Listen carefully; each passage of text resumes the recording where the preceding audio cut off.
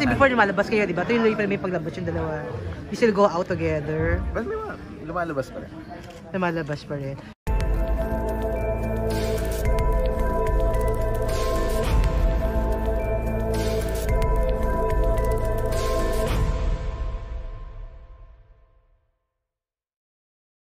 Kaya kamusta katrabaho si Piolo sa si Lobby?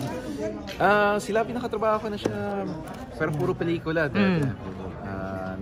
Nakadalawa yata o 3 Regal na pelikula ako kay Lovey. And ganun pa rin siya.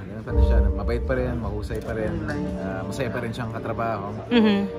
Si Piolo naman, first time ko siyang makatrabaho sa serye. Ako, na-amaze ako kay Papa P dahil kakaiba rin talaga yung binigay niya dito, and parang napadali rin yung trabaho dahil sa kanya. Masaya ba si Papa P? Paolo na may mga inside joke ba kayo ni Lovey kay Janine, kasi pareho niyo siyang nakatrabaho, and alam naman ng karamihan na nang sumabaybay dun sa palabas ni Janine na nagpapardagulang kayo. So may inside joke ba kayo? Wala naman, pero same management naman kami. Kasama rin si JC. Sorry. Kamusta kayo ni Janine right now? How are you right now? Okay naman, nag-uusap. Lumalabas na rin ba? Kasi before lumalabas kayo, di ba? Tuloy pa rin may paglabas yung dalawa. You still go out together. But may mga lumalabas pa rin. Lumalabas pa rin.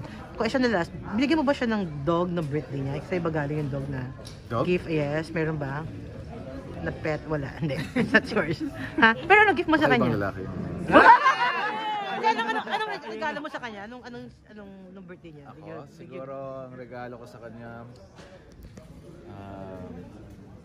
prayers. Ay, grabe. Birthday wish. Ano ba? Goodwill, good health. Good health.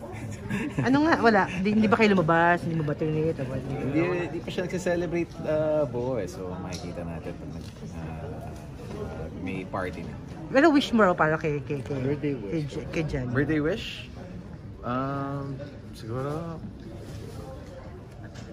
even busier and better career this latter end of 2022 and 2023.